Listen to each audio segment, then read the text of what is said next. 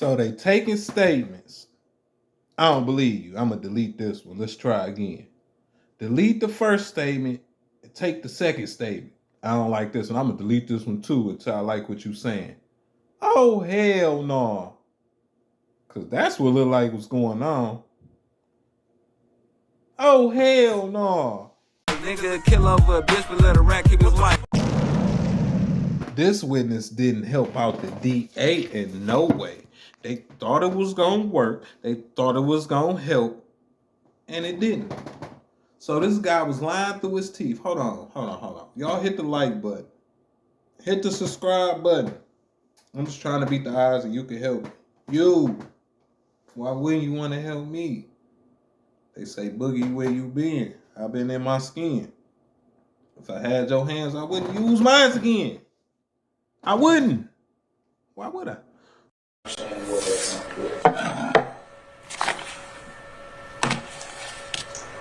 I have never done this, but I would recommend against opening this on the stand as it will compromise the integrity of the evidence for future testing.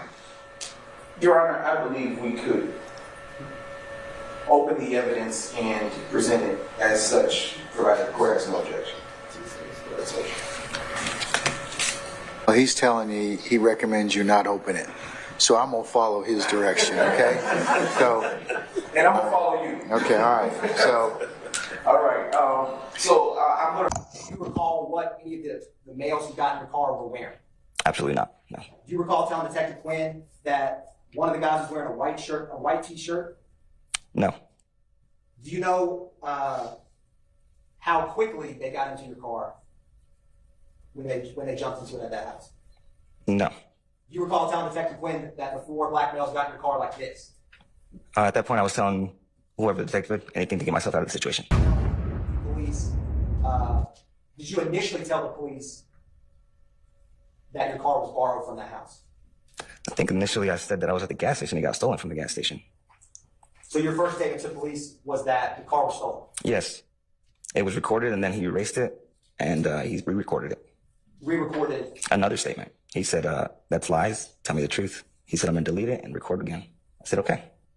You're talking about the detective? The detective. That day? Yes, sir. Do you recall telling Detective Quinn exactly what, do you recall telling Detective Quinn that you and Brian initially told the police that the car was stolen, but now you're going to tell the truth? I don't get the forming questions here. Do you recall telling Detective Quinn that initially you and Brian told them that the car was stolen, but now you're going to tell the truth about what really happened? Yes, I believe that's the case. We initially said it was stolen just to get everybody out of our hair. And yeah, that was not true. And you and Brian discussed what you would say to the police before you gave the first statement. I stand the questions to form. Did you and Brian discuss that story of the car being stolen before you first spoke with the Atlanta police detective? I don't believe so. I think we just kind of both thought that was the best answer. And I believe that's why he erased the first statements, because he separated us and asked us, and they didn't match up. So he recorded it again. Sir, do you recall what you told the Atlanta Police Department detective on September 11, 2013? I do not recall what I told him exactly now. Fair to say you don't remember a whole lot about that day back in 2013, 10 plus years ago. Is that true? That's true. All right. You do remember some things, right? Vaguely. You do not know who the police officer or detective or investigator was that you spoke to. Is that right? No, I do not know. So when the prosecutor keeps asking about Detective Quinn, you don't know if it was Detective Quinn you spoke to or someone else, right? No, and never since then I've been getting a lot of calls from different parties. Not exactly sure which side of the party it is. Okay. So I've had a few different statements over the phone and stuff like that. They're probably all different. All right. Whether or not it was Detective Quinn, you do remember speaking to someone that day, a law enforcement officer, right? Right. And fair to say, my words, but you lied through your teeth to the officer. Basically, at that point, I was saying anything I could to get myself out of the situation, and a lot of things were fabricated. But one thing that you do recall is that whoever the law enforcement officer, the detective on that day was that you spoke to, you gave him a statement, and then instead of keeping that statement, that law enforcement officer erased your statement that you gave initially, and then went ahead and recorded something else, right? That's what I was told, my understanding of it, yes. Okay. No one forced you to the house, right? No one came and kidnapped you from the gas station and said, hey, come on over to the house, right? No. Y'all end up at the house because y'all are there looking to buy some drugs. Right. True. Y'all get to the house. Y'all are there trying to get some drugs. At some point, I heard you say you're kind of faded. You're in and out of it. Right. The car leaves at some point, right? Right. You don't know what the circumstances were under the car leaving, right? Right. You asked a lot of questions about the men getting in the car, the males getting in the car. You don't know who got in the car. I do not know who got in the car. I did not see that. Okay. So Brian is there too, Ransom, right? Right. Car goes at some point in your head, you're like, car ain't here. You better go find a car. Right. I don't exactly know how long it was before the question of someone needed to borrow a car and it leaving. But I do remember it was a question, and maybe since it didn't leave right away, I didn't really think that it was going to be my car that they were taking. Okay. So once I noticed that it was leaving, I definitely asked Brian what was going on. He said everything was okay. Okay. At some point, you and Brian, I think, end up going down to the gas station, right? Right. Okay. Car's wrecked. Car's totaled. Okay. At some point after that, now obviously you're there and you're like, I got to tell Marcel. That's probably possibly my main worry at that point. Okay, because you got her car. Right. Her car's been wrecked. Right. You're on some part of town. You don't know where you're at. Right. Okay. She doesn't like my drug use. She's not gonna like why I was there. Okay. And at some point you end up speaking to law enforcement. Right. Right. Your main concern at that point is trying to not get in trouble for being high and out driving around. Right. Right. Being at some location trying to buy drugs. Right? True. Being at some location taking drugs. True. Right? You end up, in your words, lying to the police officers or whatever detective investigator was you spoke to, right? Basically, I was stretching the truth and not being very truthful with my words. Okay. I think you said you were going to tell him anything you could at that point to get out of trouble. At that point, yeah. All right.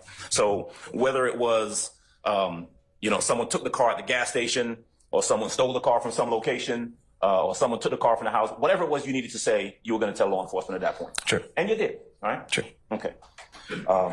By the time you get done talking to them, there's a couple things that you have done. True, you have been out buying drugs, right? Right.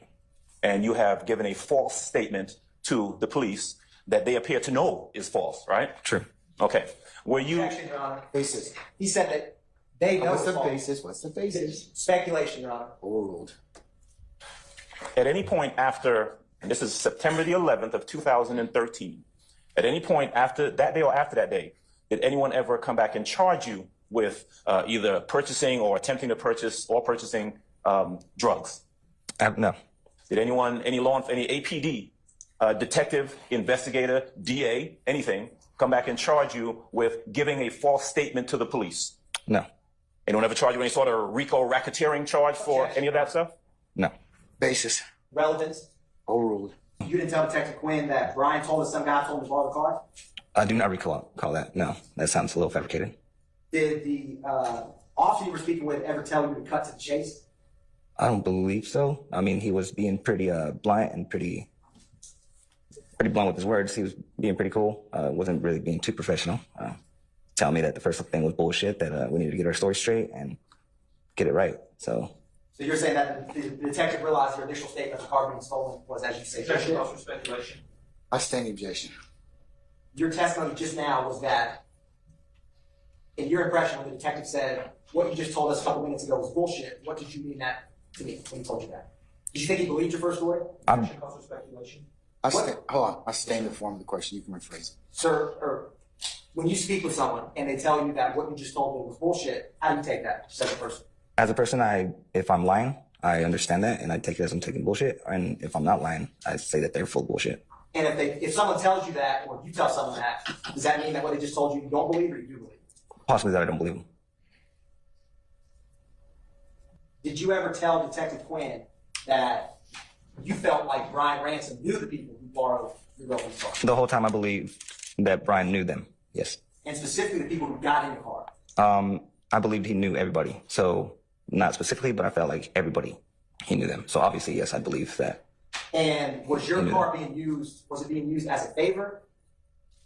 I don't know if he actually was doing that favor for them or what. Didn't you tell Detective Quinn, obviously this dude knows this cat, do him a favor? Well, that's what I would assume, yes. Have you been following this case since you were speaking to testify? No. How did you feel when you got subpoenaed? I felt like it was a jury duty thing. I didn't pay much attention to it. My involvement in this was very small. I thought it could just blow over. And no, I kept getting bothered. My mom kept getting bothered. My brothers were getting bothered. So I just kind of felt I should see what's up with it.